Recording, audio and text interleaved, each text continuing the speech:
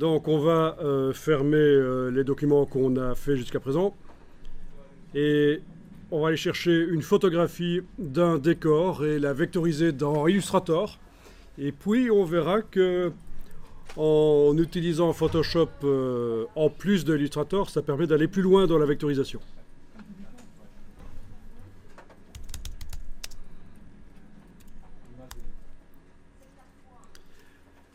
Alors au niveau de l'image, je ne vais pas filtrer par image clipart parce que je cherche des photos.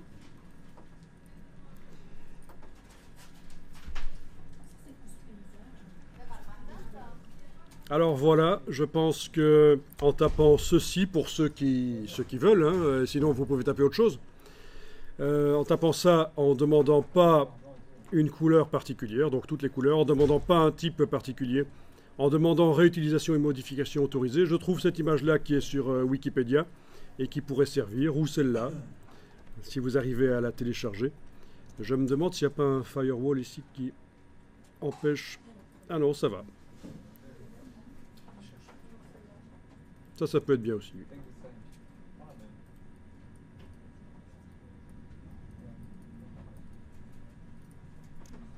Ou celle-là, qui vient de Wikipédia.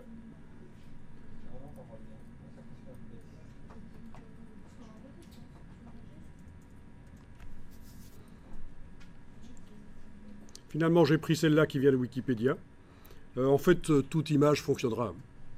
Image de décor. Donc, j'enregistre ça dans un dossier que je vais appeler vectorisation de décor, de photographie de décor.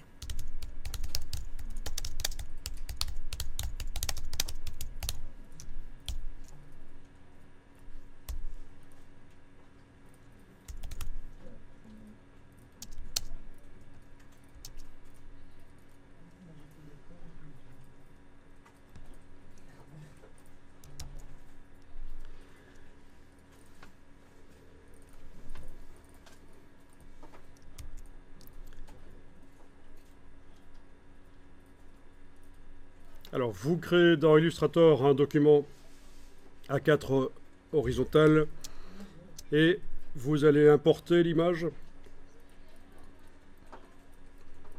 Alors, il est possible que dès que vous allez enclencher l'option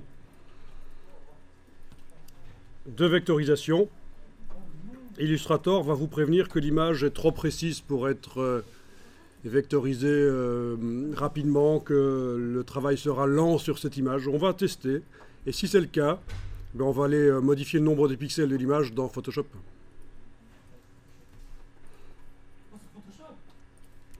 Ben je teste, voilà, dans Illustrator, je vais dans vectorisation d'image, menu fenêtre vectorisation d'image.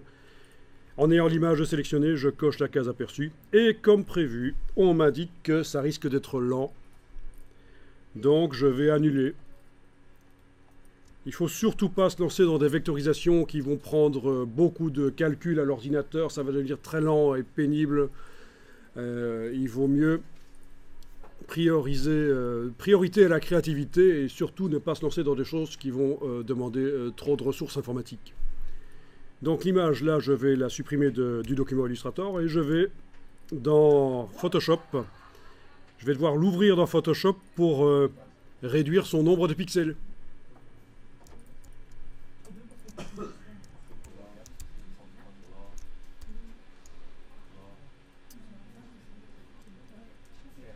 Donc voilà, dans Photoshop, j'ouvre l'image que je voulais vectoriser. Ah oui, parce que c'est des pixels, et Photoshop, il travaille les pixels, donc on n'importe pas dans Photoshop. On ouvre. C'est ça le principe. Hein.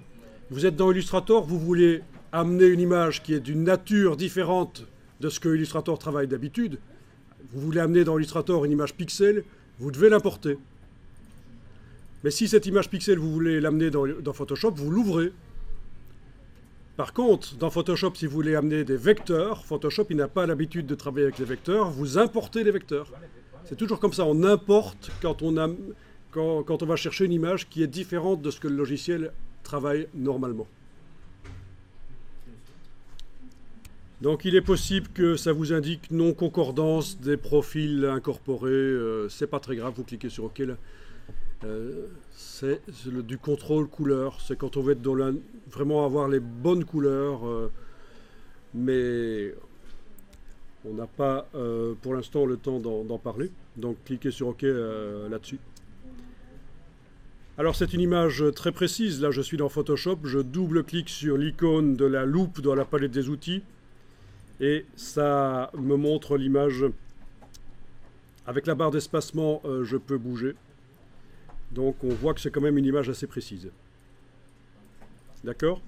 Le double-clic sur la loupe dans la palette des outils fait en sorte que chaque pixel de l'image s'affiche sur un point d'écran.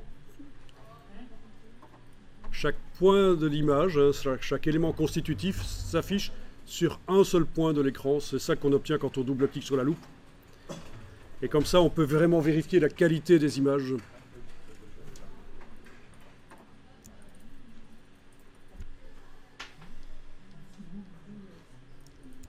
Bien. Alors ici, vous allez dans la palette des calques de Photoshop. Tiens, j'ai mon Photoshop en anglais. C'est un peu ennuyeux ça. Je vais voir si je peux aller modifier ça parce que pour vous, ce sera quand même mieux de l'avoir en français.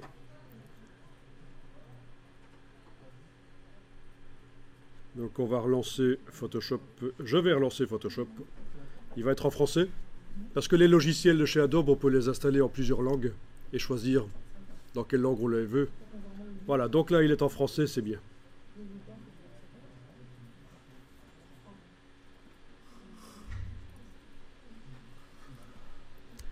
Ok, donc dans le menu Fenêtre, vous allez chercher les calques de Photoshop. Est-ce que vous connaissez les objets dynamiques? Non.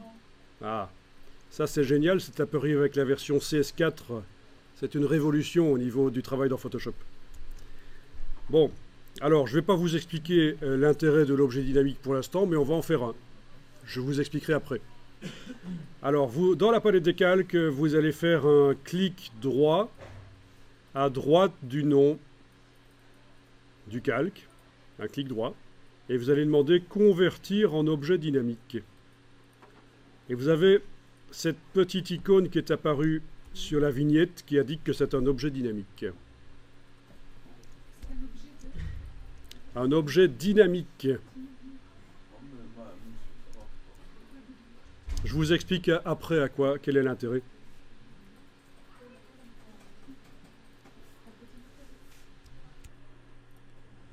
Alors, on a ouvert une image qui était une image quoi? JPEG. C'est possible que c'était une JPEG. Il faut regarder sur la barre de titre de l'image. JPEG. Le JPEG ne peut pas contenir d'objets dynamiques. Le format JPEG, il ne peut pas intégrer ça sur le disque dur, les objets dynamiques de Photoshop. Alors on va voir ce qui se passe quand on demande d'enregistrer l'image sur le disque dur. Maintenant, faites fichier enregistrer. Un CTRL S. Eh bien, c'est la boîte enregistrée sous qui arrive.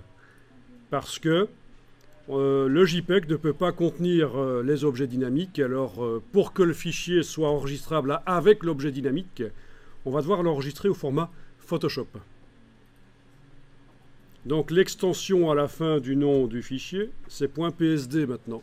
Ben, c'est pas grave. C'est ça qu'on va utiliser dans Illustrator. Il faudra vraiment faire gaffe. À partir de maintenant, pour la suite dans Illustrator, on ne va plus utiliser le JPEG, on va utiliser le PSD. Voilà. Ok, il nous reste quelque chose à faire ici dans Photoshop. Il faut réduire le nombre de pixels qui composent cette image. Vous allez dans le menu Images, taille de l'image. Ben oui, parce qu'en fait, cette image, en tout cas chez moi, cette image, quand j'ai essayé de la vectoriser dans Illustrator, c'était beaucoup trop de pixels. Ça allait ralentir l'ordinateur. Donc, image, taille de l'image dans Photoshop. Vous devez avoir ceci qui est coché, bien sûr, rééchantillonnage.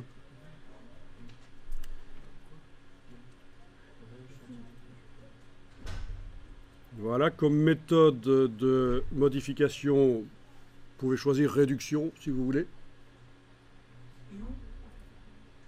Vous avez? Vous n'avez pas bicubique? Adapté à la réduction, vous devez avoir ça. Ça va, super. Ici, vous devez choisir des pourcents, ce sera plus facile. Comme unité de mesure, pourcent. Et je vais, par exemple, indiquer 25%. Qu'est-ce que vous obtenez? Vous obtenez à peu près quelque chose qui ressemble à 1000 pixels. 700, oui, si vous avez pris la même image que moi, c'est 736, c'est bon. Bon, si on met 30%, on a à peu près 1000. Enfin bon, ça c'est le genre d'image que Illustrator va accepter sans problème. On tourne aux alentours de 1000. 700, 900, 1100, c'est bon, hein, c'est à peu près. Hein.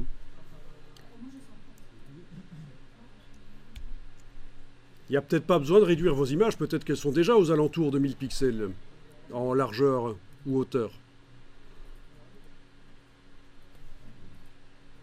Vous cliquez sur OK.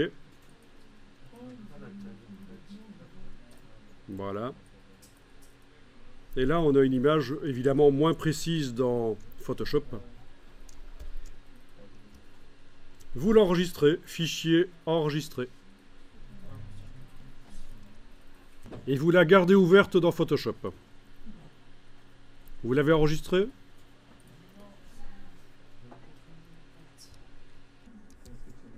Alors, on va dans Illustrator. Vous avez un document Illustrator qui a été créé. Vous importez l'image. L'image PSD, faites attention, le JPEG ne nous sert plus en fait. C'est le PSD qui nous sert.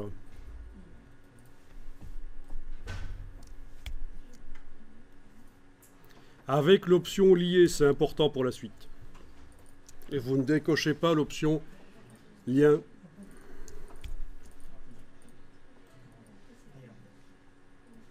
Voilà. Éventuellement, vous redimensionnez l'image avec l'outil de transformation manuelle. Alors, qu'est-ce qui se passe cette fois-ci si je sélectionne l'image et que j'enclenche la vectorisation? Est-ce qu'il met encore le message? Non, il ne met plus le message. Donc c'est parfait. On est avec une image qui comporte moins de pixels. On est d'accord? Bon, l'image originale, si je vais la revoir sur Google, elle est quand même super précise. Elle a cette taille-là, en largeur et en hauteur. Ça fait combien de pixels en tout? On va voir. Je vais tenter d'aller chercher une calculatrice. Voilà. Et quand je calcule, quand je multiplie le nombre de pixels en largeur fois le nombre de pixels en hauteur, vous voyez ce que c'est les pixels, bien sûr. Les petits points dans les images.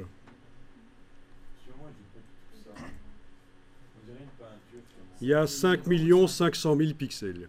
D'accord?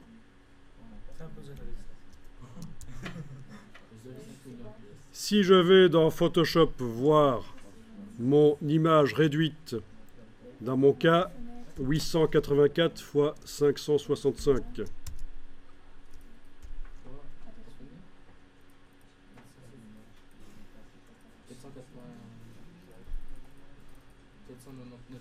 Voilà, on est en dessous des 500 000 pixels. Donc, alors que l'autre, elle était au-delà des 5 millions, c'est ça. Hein? Donc, on a quand même 10 fois moins de pixels.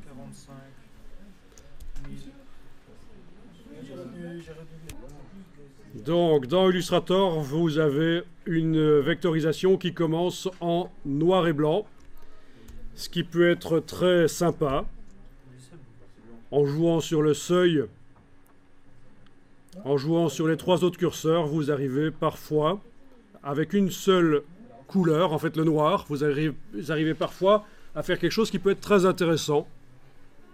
Bon, mais nous on va essayer d'en faire une vectorisation couleur. Donc vous allez ici, mode couleur. Et là ça va vectoriser en couleur. Voilà.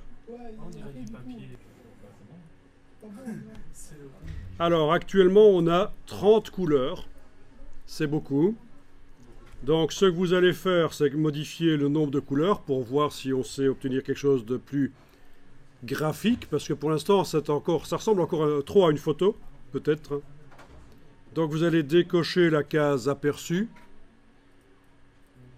Vous allez changer le nombre de couleurs ici, essayez 5 par exemple. 5.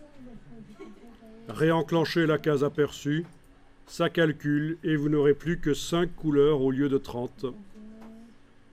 Voilà. Ça commence à ressembler déjà un peu plus à une illustration. Je décoche, je vais essayer avec 3. Je recoche aperçu. Voilà. Vous testez comme ça. Je vais essayer à 8.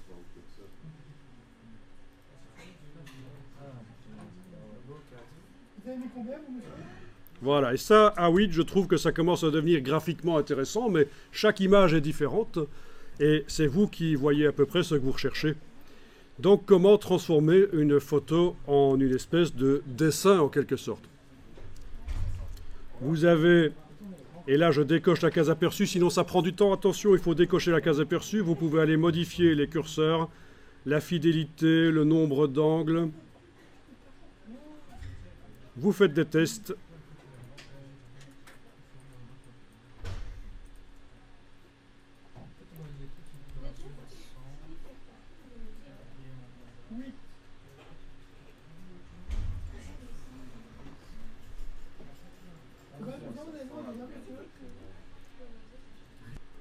Alors vous êtes sur un PC, je suis sur un Mac, il est possible que si vous mettez les mêmes réglages que moi, vous n'allez pas obtenir la même chose exactement.